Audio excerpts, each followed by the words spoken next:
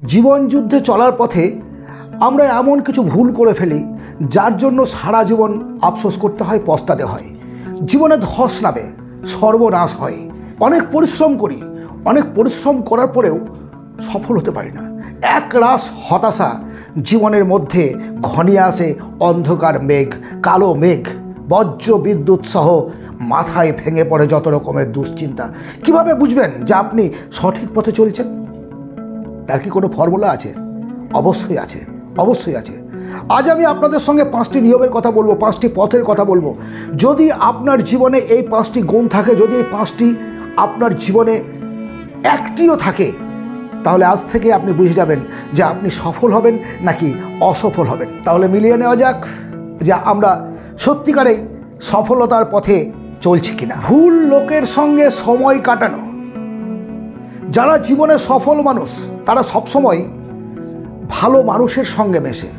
বন্ধু হলো আপনার নিজের পরিচয়। আপনি সকাল থেকে সন্ধে পর্যন্ত 10টা মাতালের সঙ্গে ঘুরে বেড়াবেন, পকেট মারের সঙ্গে ঘুরে বেড়াবেন, চরিত্রহীন লোকেদের সঙ্গে ঘুরে বেড়াবেন, আর নিজে চাইবেন যে আমি সফল হব, এটা হতে পারে না। সঙ্গদোষে সিলাবাসে, এই কথাটা আমি বারবার বলেছি, আজকে আবারও বলছি যে আপনি নিজেকে একবার যাচাই করে নিন। যারা সফলতার পথে আছে সেই সমস্ত মানুষের সঙ্গে আপনি মেশেন নাকি ভুল লোকের সঙ্গে মিশছেন। যারা জীবনে সফল হতে চায় না, সারাদিন জুয়া, তাস, আড্ডা এই সমস্ত নিয়ে বসে থাকে, বাবার খায় আর কোনো রকমের সংসার চালায়, এরকম মানসিকতা, নেগেটিভ মাইন্ডেড মানুষের সঙ্গে মিশবেন না, নেগেটিভ বন্ধু রাখবেন না। আপনার বন্ধুই আপনার পরিচয়। বারবার বলছি, আপনি নিজেকে যাচাই করুন যে আপনি সঠিক পথে চলছেন কিনা, সঠিক বন্ধু নির্বাচন করতে পেরেছেন কিনা। মেবি সে গরিব, আপনার বন্ধু গরিব হতে পারে, অর্থনৈতিক দিক থেকে ধনী মানুষের সঙ্গে বন্ধুত্ব করতে হবে এমন কোনো কথা নেই, কিন্তু তার মাইন্ডসেট থাকবে রিচ মাইন্ডসেট। সে জীবনে কিছু করতে চায়, সে জীবনে বড় হতে চায়, পরিশ্রমকে ভয় পায় না, এমনই বন্ধুর সঙ্গে মিশুন, ভুল লোকের সঙ্গে মিশবেন না। আপনার মধ্যে কি কোনো সময় বা বেশিরভাগ সময়ে নেগেটিভ চিন্তা আসে? কোনো কাজ শুরু করছেন, শুরু করার সময় ভাবছেন আচ্ছা আমি এই কাজটা করতে পারবো তো? No risk no gain. যে কোনো কাজ শুরু করতে গেলে প্রথমে চিন্তা আসবে, কিন্তু নেতিবাচক চিন্তা, নেগেটিভ চিন্তা যদি বারবার আসতে থাকে তাহলে জানবেন যে আপনি ভুল পদক্ষেপে চলছেন। কারণ নেগেটিভ চিন্তা আপনাকে নেগেটিভ দিক ঠিক করে দেবে, যে কি ভুল আপনার এই কাজে হতে পারে, এই চিন্তায় নিমজ্জিত থাকবেন আর সেই ভুলগুলোই আপনি কিন্তু পুনরাবৃত্ত করবেন।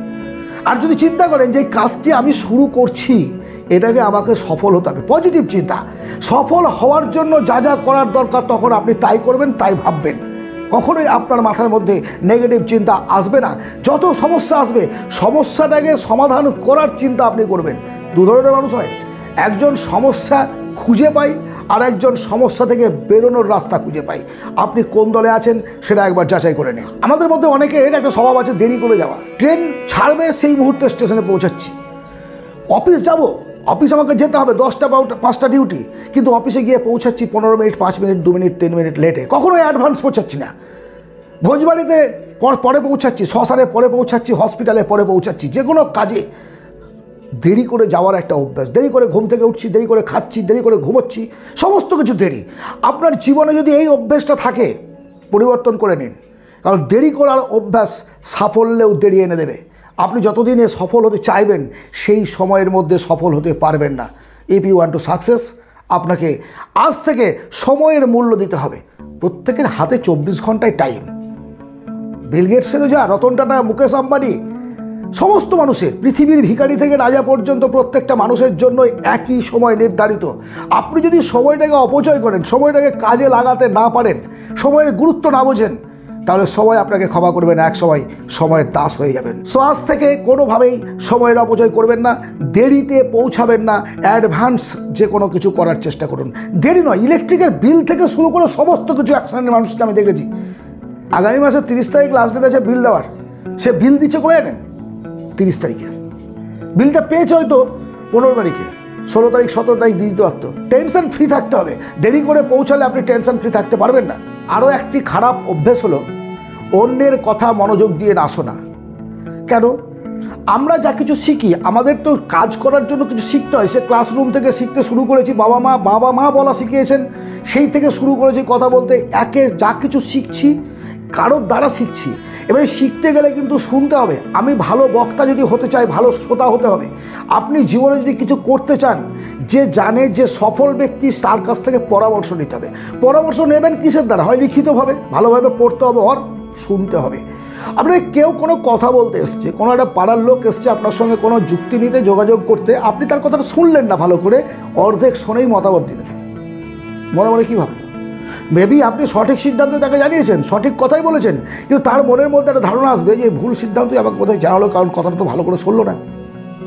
অন্যের কথা মনোযোগ দিয়ে শুনুন। যখন আপনি অন্যের কথা মনোযোগ দিয়ে শুনবেন, আপনার মধ্যে অনেক জ্ঞানের বিকাশ ঘটবে। রাস্তার ভিখারি থেকে ধনী মানুষ পর্যন্ত প্রত্যেকের, ছোট থেকে বড়, প্রত্যেকের কাছে শেখার আছে। আর শিখতে গেলে শুনতে হবে। আমরা ট্রেনে, বাসে, ট্রামে যাচ্ছি, কানে হেডফোন ভরে দিলাম, হেডফোন ভরে দিয়ে মনের আনন্দে স্ক্রল করছি, দেখছি আর চলে যাচ্ছি। কেন? আশেপাশের কথাগুলো শোনা যায় না? আশেপাশে যারা আসছে, বসছে, তাদের কথা আপনি কথা বলতে হবে না, কিন্তু তারা কীভাবে বাক্যালাপ করছে, কী কথা বলছে, কার কথার মধ্য থেকে কখন কোন মধু বেরিয়ে আসবে আপনি জানেন না। সো ফ্রেন্ডস, জীবনে যদি অসফল হতে না চান, অন্যের কথা মনোযোগ দিয়ে শুনুন। সমস্ত জায়গায় সেটা অলসতা, অলস মস্তিষ্ক শয়তানের বাস, একটা কথা আছে। যে মানুষের কোনো কাজ নেই, সেই মানুষ সবচেয়ে বেশি শয়তান। বসে বসে বসে বসে সব সময় কুচিন্তা করবে, কার সর্বনাশ করব, কার ক্ষতি করব, কার সমালোচনা করব। আপনার মধ্যে অলসতা নেই তো? কোনো সকালবেলায় ঘুম থেকে ওঠে মনে হয় না তো যে আজকে আর থাক, কাজে যাবো না? আমি দেখেছি অনেকে আছে যারা ডেলি ডিউটি করে, সার্ভিস করে, কিন্তু ডেলি ডিউটির বেতন বা লেবার আজকে কাজ করে আসলো, পরপর 3 দিন কাজ করলো, কিছু টাকা হয়ে গেল, আবার 2 দিন গেল না। অলসতা। টাকা তো সংসার চালানোর পয়সা তো আছে, 2 দিন চলে যাবে ওই টাকা দিয়ে। জীবনটাকে এইভাবে যদি আপনি নিয়ে যান, তাহলে উদ্বৃত্ত টাকা আসবে কোথা থেকে? কখন আপনি জীবনে দাঁড়াবেন? জীবনে দাঁড়াতে চাইলে অলসতাকে ত্যাগ করুন। আছে তারপরেও ইনকাম করুন, তাতে ক্ষতি কী আছে? বাড়বে টাকা। বেশি আয় করলে আপনার কাছে 5 লাখ আছে, আরও 2 লাখ জমালে কি ক্ষতি হয়ে যাবে? না, 5 লাখ আছে, সেটা খরচ করার পরে ইনকাম করতে হবে।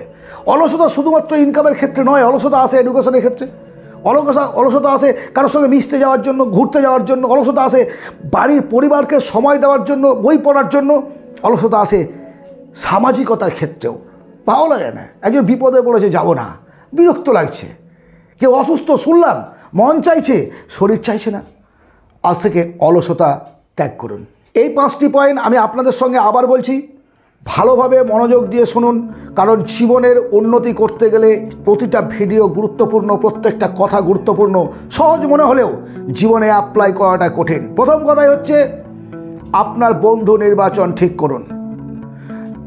আপনি কখনো দেরি করার অভ্যেস রাখবেন না, সেটা ত্যাগ করুন।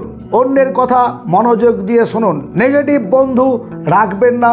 জীবন থেকে অলসতাকে বাই বাই করে দিন। আজ এই পর্যন্ত। যদি আলোচনাটি ভালো লাগে, একটা লাইক, সাবস্ক্রাইব করবেন, শেয়ার করবেন বন্ধু বান্ধবদের মধ্যে।